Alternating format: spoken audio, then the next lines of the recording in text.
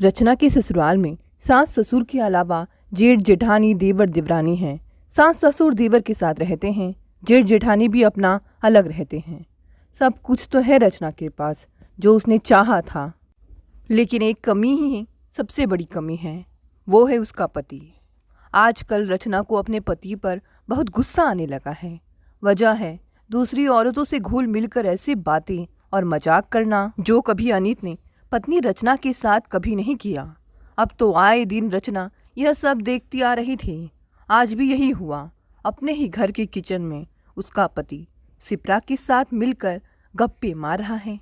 उन दोनों की जोर जोर से ठहाकों की आवाज़ बैठक में बैठी रचना के कानों में आ रही है। सिप्रा की मदद करने रचना का पति अनित तुरंत किचन में घुस जाता। अब रचना बिना काम के किचन में खड़ी होकर क्या करे, अतः चुपचाप बाहर आकर दूसरे काम निपटाती या फिर नहाने चली जाती। और अगर किचन में खड़ी भी हो जाए तो सिप्रा और अनित के भद्दे हंसी मजाक को देख सुनकर उसका सिर भिन्ना जाता। उसे सिप्रा से कुड़न होती, माना कि अमित उसका देवर है, लेकिन अब तो रचना का पति है ना, तो दूसरे के पति के साथ इस तरह का मजाक करना क्या किसी औरत को शोभा देता है। लेकिन अनित से जब भी बात करो इस मामले में वह उल्टा रचना पर ही गुस्सा हो जाता है कि रचना की सोच इतनी गंदी है। वह अपने ही पति के बारे में ऐसी गलत बातें सोचती है, शक करती है। 3 साल हो गए रचना और अनित की शादी को हुए। इस 3 सालों में कई बार सिप्रा को लेकर उन दोनों के बीच झगड़ा हो चुका है, लेकिन हर बार नाराज होकर उल्टा सीधा बोलकर अनित रचना की सोच को ही बुरा साबित कर देता। पास ही के शहर में रहने के कारण सिप्रा जब तब रचना के घर चली आती। सिप्रा का पति यानी जेठ जी शहर में जॉब करते हैं। सिप्रा अपने बेटों के साथ अपने माता पिता के घर में रहती है, इसीलिए उसे बच्चों की भी चिंता नहीं रहती। हफ्ते या 10 दिनों में 2 दिन के लिए आ ही जाती है रचना के घर, और ये 2-4 दिन रचना के लिए बहुत बुरे बीतते। जेठानी के जाने के बाद रचना अपने आप को थोड़ा संयत करती, मन को संभालती, अमित और अपने रिश्ते को लेकर सामान्य होती। तब तक सिप्रा फिर आ धमकती और रचना का जैसे तैसे सुचारू हुआ जीवन और मन दोबारा अस्त व्यस्त हो जाता। एक बार तो हद ही हो गई। सिप्रा नहाने गई हुई थी, रचना भी अपने कमरे में थी। थोड़ी देर बाद किसी काम से रचना कमरे से बाहर निकली तो देखा अनित सिप्रा के कमरे से बाहर आ रहा था। क्या हुआ अनित? भाभी नहा कर आ गई क्या? नहीं, अभी नहीं आई। तो तुम उनके कमरे में क्या कर रहे थे? रचना ने सीधे अनित के चेहरे पर नजरें गड़ाकर पूछा। वह टॉवेल ले जाना भूल गई थी, वही देने गया था, अनित ने जवाब दिया। अगर उन्हें टॉवेल चाहिए था तो मुझे बता देते, तुम क्यों देने गए? रचना को गुस्सा आया। तुम फिर शुरू हो गई। ओ गॉड, शक का कभी कोई इलाज ही नहीं होता। कैसी वाइफ गले पड़ी है। अपनी सोच को थोड़ा मॉडर्न बनाओ, थोड़ा खुले दिमाग और विचारों वाली बनने की कोशिश करो, अनित ने कहा और फिर दूसरे कमरे में चला गया। रचना की आंखों में आंसू छलक आए। दूसरे दिन सुबह अनित ने बताया कि सिप्रा भाभी वापस जा रही हैं। वह ऑफिस जाते हुए उन्हें बस में बैठा देगा। रचना ने चैन की सांस ली। 4 दिन से तो अनित सिप्रा के चक्कर में ऑफिस ही नहीं गया था। सिप्रा जा रही है तो अब दिन तो कम से कम चैन से कटेगा। यूं तो अनित अधिकतर समय फ़ोन पर ही सिप्रा से बातें करता रहता है, लेकिन गनीमत है कि सिप्रा प्रत्यक्ष रूप से तो दोनों के बीच नहीं रहती। सिप्रा और अनित चले गए तो रचना ने चैन की सांस ली। उसने अपने लिए 1 कप चाय बनाई और बैठक में आकर सोफे पर पसर गई। जब भी सिप्रा आती है पूरे समय रचना का सिर भारी रहता है। वह लाख कोशिश करती है नज़रअंदाज करने की, मगर क्या क्या छोड़े वह। सिप्रा और अनित की नज़दीकियाँ आंखों को खटकती है। सोफे पर एक दूसरे से सट कर बैठना। रचना अगर एक सोफे पर बैठी हो और सिप्रा दूसरे पर, तो अनित रचना के पास ना बैठकर सिप्रा के पास बैठता है। खाना खाते समय भी सिप्रा अनित के पास वाली कुर्सी पर ही बैठती है। जब तक सिप्रा रहती है रचना को ना अपना पति अपना लगता है न घर। जेठानी सिप्रा बुरी तरह अनित के दिल पर कब्जा करके बैठी है। रात में भी रचना थक कर सो जाती है, पर अनित सिप्रा के पास बैठा रहता है। अनित की इन हरकतों से रचना बहुत परेशान हो गई थी। मूवी देखने जाते हैं तो अनित रचना और सिप्रा के बीच में बैठता है और सारे समय सिप्रा से ही बातें और मूवी पर कमेंट करता। ऐसे में रचना अपने आप को बहुत उपेक्षित महसूस करती है। रचना के दिमाग में यही सब बातें उमड़ घुमड़ रही थी कि तभी उसके मोबाइल की रिंग बजी। हेलो, रचना ने फ़ोन रिसीव करते हुए कहा। हेलो भाभी, नमस्ते, मैं रमेश बोल रहा हूँ। क्या बात है, अनिता आज ऑफिस नहीं आया? आज बहुत ज़रूरी मीटिंग थी। उसके फ़ोन पर बेल तो जा रही है लेकिन वह फ़ोन नहीं उठा रहा। सब ठीक तो है? रमेश के स्वर में चिंता झलक रही थी। रमेश अनित के ऑफिस में ही काम करता था। दोनों में अच्छी दोस्ती थी। क्या अनित ऑफिस में नहीं है? रचना बुरी तरह चौंक कर बोली। लेकिन वे तो सुबह ही ऑफिस निकल गए थे। नहीं भाभी, आज अनित ऑफिस नहीं आया है, फ़ोन भी नहीं उठा रहा है। और रमेश ने फ़ोन काट दिया। रचना को चिंता होने लगी कि आखिर अनित कहाँ जा सकते हैं। दोपहर के 2 बज रहे थे। रचना ने भी अनित को फ़ोन लगाया लेकिन उसने फ़ोन नहीं उठाया। रचना परेशान हो गई कि कहीं कोई दुर्घटना तो। फिर अपनी सोच पर रचना खुद घबरा गई।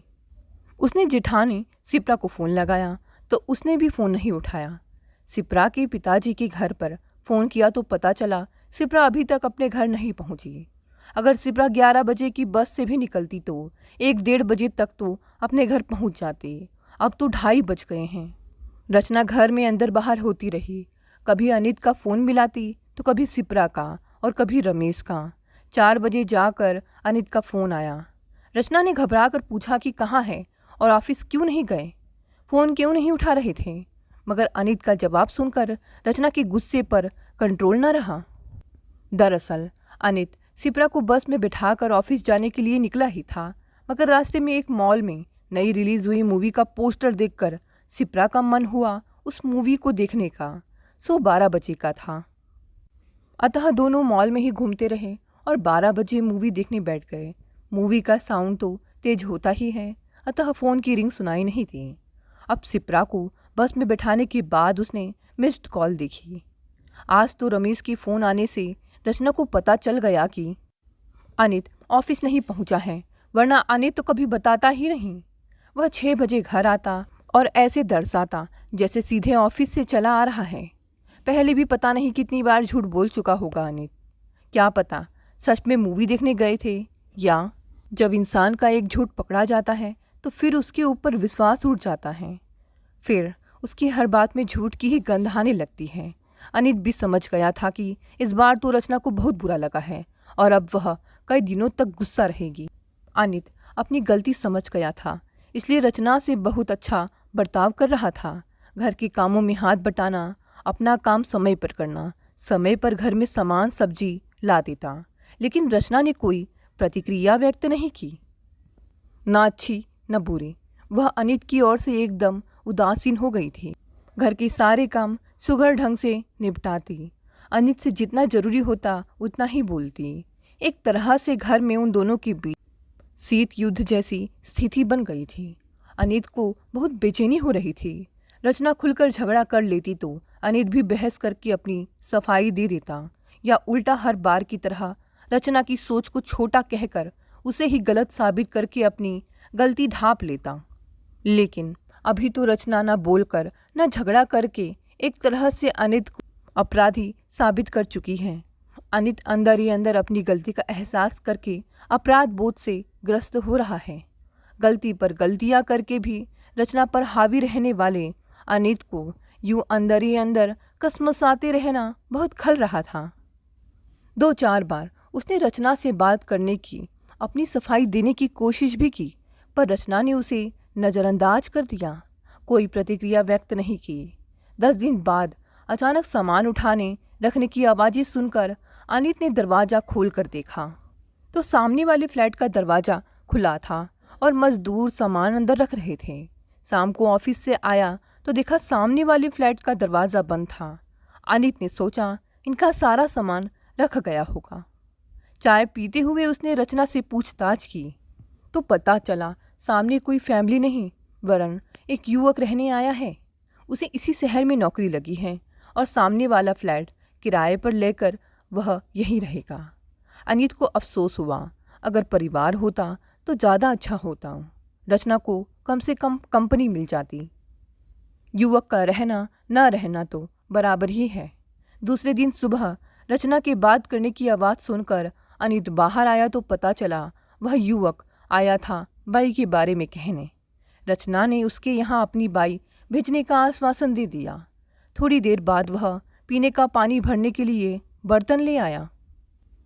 अनित के ऑफिस जाने तक वह युवक, जिसका नाम गौरव था, 4 बार किसी न किसी काम से रचना के पास आया। अनित ने सरसरी निगाहों से उसे देखा। लंबा, गोरा, चिट्टा, सुदर्शन युवक था।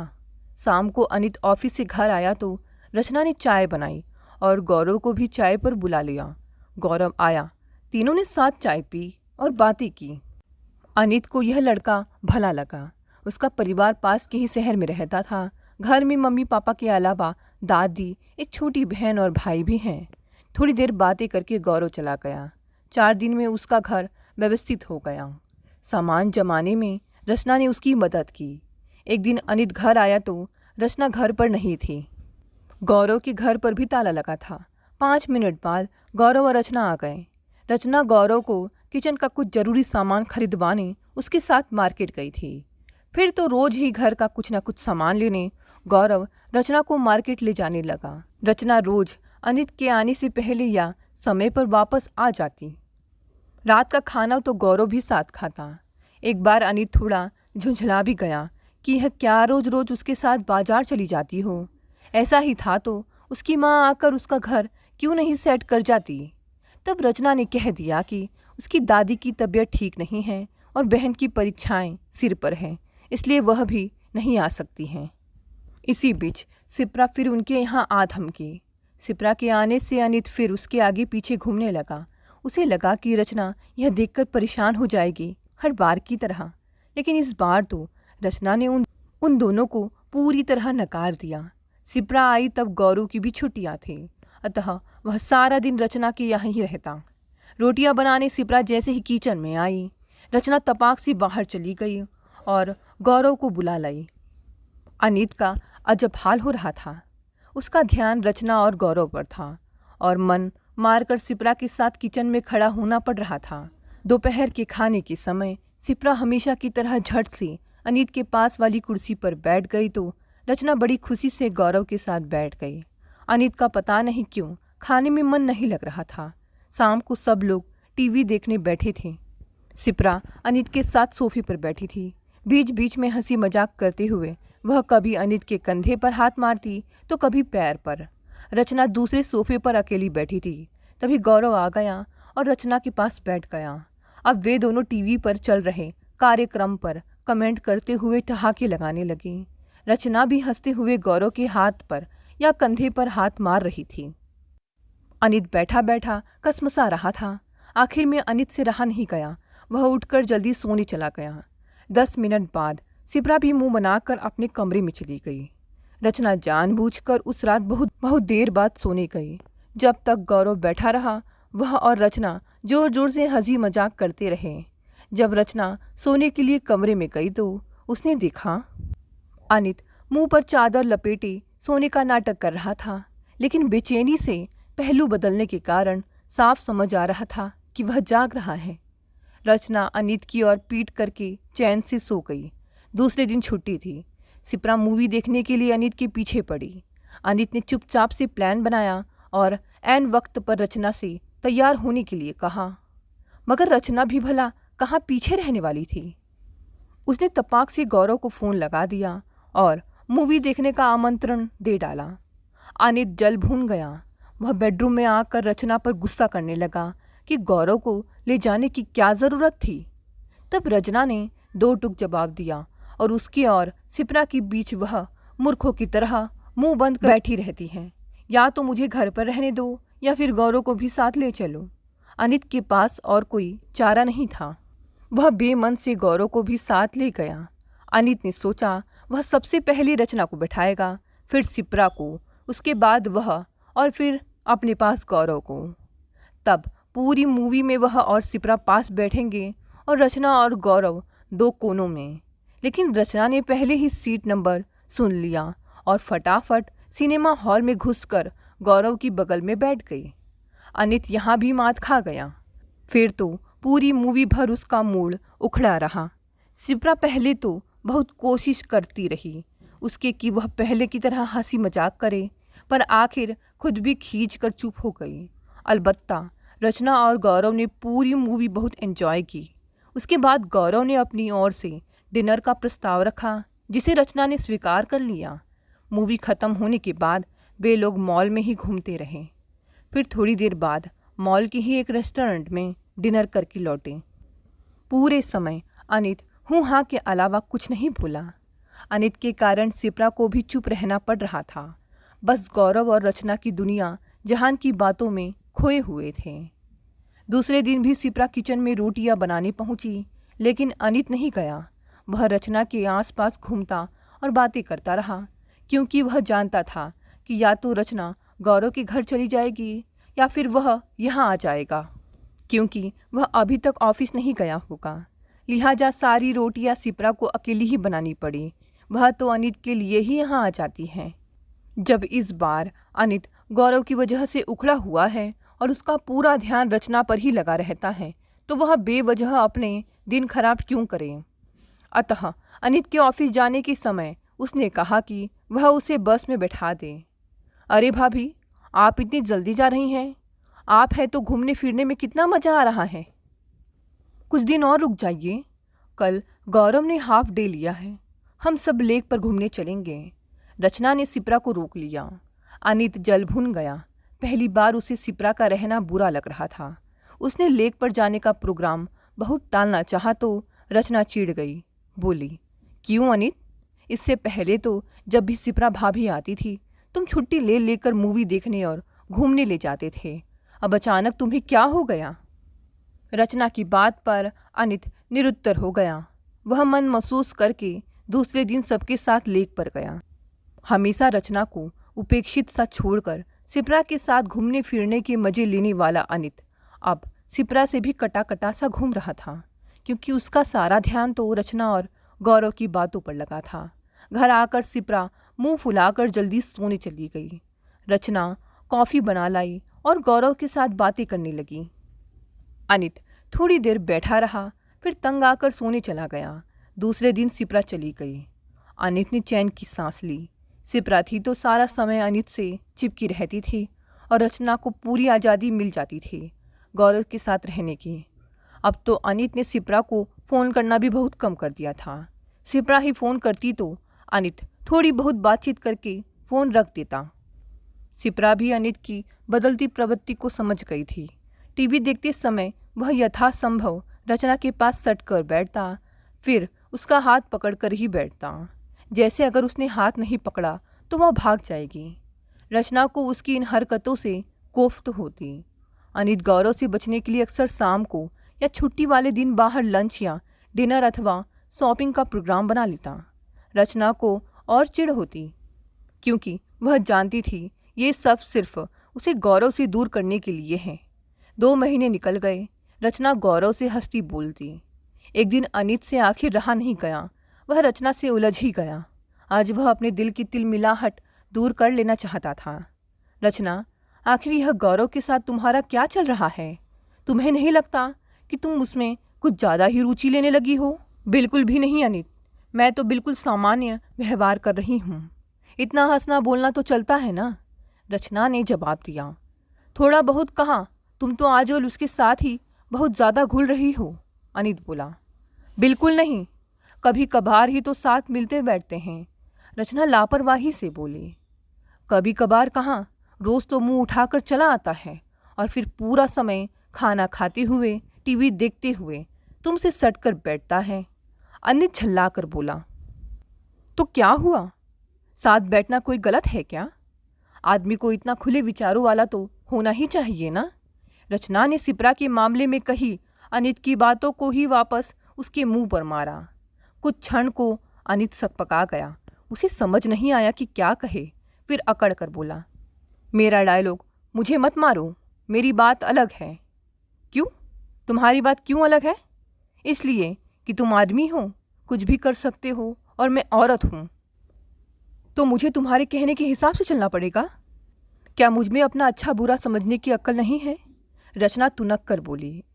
मैं वादा करता हूँ रचना, मैं अपनी फ्लर्टिंग की आदत छोड़ दूंगा, बस तुम गौरव से दूरी बना लो। अनित का मुंह हारे हुए जुआरी जैसा हो गया था। अगर मैंने गौरव से दूरी बना भी ली तो आप वापस अपने पुराने ढर्रे पर आ जाओगे, क्योंकि आप दिल से नहीं बदल रहे। सिर्फ मेरे और गौरव के बीच की नज़दीकियों के डर से बदलने की बात कर रहे हूँ। जिस दिन यह डर खत्म हो जाएगा, आप फिर अपनी बिंदास हरकतों पर उतर आओगे। यह अकेले बाहर घूमने ले जाना, सिप्रा भाभी को भी अवॉइड करना, मेरे आसपास मंडराते रहना, ये बस मेरे प्रति सच्चे प्यार की वजह से नहीं है, बल्कि यह मुझे और गौरव को लेकर तुम्हारे मन में पनप रही असुरक्षा की भावनाओं की प्रतिक्रिया मात्र है। अनित, आज तुम 2 महीने में ही डर कर इतना परेशान हो गए, लेकिन कभी मेरे दर्द का जरा सा भी एहसास नहीं किया, जिसे मैं पिछले 2 सालों से सहती आ रही हूँ। मुझे माफ़ कर दो रचना, मैं सचमुच गलत हूँ। मैं अपने डर और ईर्ष्या के कारण ही तुम पर दबाव बनाना चाह रहा था कि तुम गौरव से बात करना बंद कर दो। मैं वास्तव में असुरक्षा की भावना से ग्रस्त व्यक्ति हूँ। मुझे माफ़ कर दो रचना। अनित की आंखें भर आई। अनित के स्वर की सच्चाई सुनकर और आंखों में पश्चाताप के आंसू देखकर एक बारगी रचना का मन पिघल गया, लेकिन तुरंत ही उसने अपने आप को संभाल लिया और अनित के सामने से हट गई। यह सब ढोंग है। वह अब अनित पर किसी भी तरह से भरोसा नहीं कर सकती। गौरव न सिर्फ उसका बहुत अच्छा दोस्त बन चुका है, बल्कि उसके दिल में काफ़ी करीब आ गया है। अनित की सिप्रा से नज़दीकियों ने रचना के मन में जो एक खालीपन और अकेलापन पैदा कर दिया था, उसे बहुत हद तक गौरव ने भर दिया था। अब वास्तव में रचना को कोई फर्क नहीं पड़ता था कि अनित क्या करता है, किससे बातें करता है या कहाँ आता जाता है। रचना अब अपनी खुशी में मगन रहती। उसे भी एक मस्त आगे पीछे घूमने वाला साथी मिल गया था। हाँ, अनित जरूर अपनी गलती समझ गया था। उसने सपने में भी नहीं सोचा था कि सिप्रा के साथ उसके अनुचित व्यवहार का परिणाम एक दिन उसके घर में ऐसी आग लगा देगा। उसने सिप्रा से पूरी तरह से रिश्ता तोड़ लिया था। सिप्रा को भी अक्ल आ गई थी कि देवर देवर होता है और पति पति। अपना हाव भाव दिखाकर पर पुरुष को हमेशा के लिए अपने नाम नहीं लिखवा सकते। वह तो सोचती थी कि अनित पूरी तरह से उसके पल्लू से बंधा है और उम्र भर बंधा रहेगा, लेकिन रचना के जीवन में गौरव के आ जाने से सारा परिदृश्य ही बदल गया। बच्चों की परीक्षा खत्म होने पर सिप्रा ने अपना बोरिया बिस्तर समेटकर अपने पति के पास चले जाने में ही अपनी भलाई समझी। देवर को मुट्ठी में पकड़ कर रखने के चक्कर में कहीं पति भी हाथ से ना निकल जाए। 2 नावों की सवारी करने के लालच में कहीं वह बीच समंदर में ही ना गिर पड़े। अनित की भी अकल ठिकाने आ गई थी। अपनी मौज मस्ती में चूर वह भूल गया था कि अगर पत्नी से वफादारी और ईमानदारी चाहते हो तो पति को भी त्याग करना ही पड़ता है। ताली है एक हाथ से नहीं बजती। पति को भी रिश्तों की मर्यादा निभानी पड़ती है। अनित के स्वभाव में अप्रत्याशित परिवर्तन ने रचना को भी सोचने पर मजबूर कर दिया। आजकल अनित रचना और घर का पूरा ध्यान रखता, अपनी सारी जिम्मेदारियां पूरी निष्ठा से निभाता। उसके व्यवहार में कहीं कोई बनावटीपन नहीं था। उसे सबक मिल गया था। उसके स्वभाव में सच्चाई की झलक दिखती थी। रचना को पता लगा कि सिप्रा अपने पति के पास वापस जा चुकी है। उसने अपना घर उजड़ने से बचा लिया। अब रचना ऊहापोह की स्थिति में थी। वह सच्चा प्यार तो अनित से ही करती है, मगर गौरव के आकर्षण को भी तोड़ नहीं पा रही थी। अनित को सबक सिखाने में उसे खुद भी सबक मिल गया कि गौरव के साथ उसके रिश्ते का कोई भविष्य नहीं है। इसी बीच गौरव के घर वालों ने उसके लिए लड़कियां देखनी शुरू कर दी। चलो अच्छा है, इस बहाने गौरव और उसके बीच अपने आप दूरी आ जाएगी। वह भी इस दोहरी जिंदगी से ऊब गई थी। फिर उसका अनित भी सुधर चुका था। दूसरे दिन सुबह सुबह रचना ने घर की सारी खिड़कियां खोल दी। पिछले कुछ महीनों से घर का वातावरण तनावपूर्ण और घुटन भरा हो गया था। आज भी हवा एकदम ताज़ा और खुशनुमा थी। सिप्रा और गौरव नाम के अनचाहे मेहमान उनके घर और जीवन से हमेशा के लिए जा चुके थे। आज रचना को अपना दिल दिमाग एकदम तरोताज़ा लग रहा था। वह घर को नए सिरे से संवारते हुए गुनगुना रही थी। दोस्तों, ये कहानी यही समाप्त हो गई। मिलते हैं अगली नई कहानी से।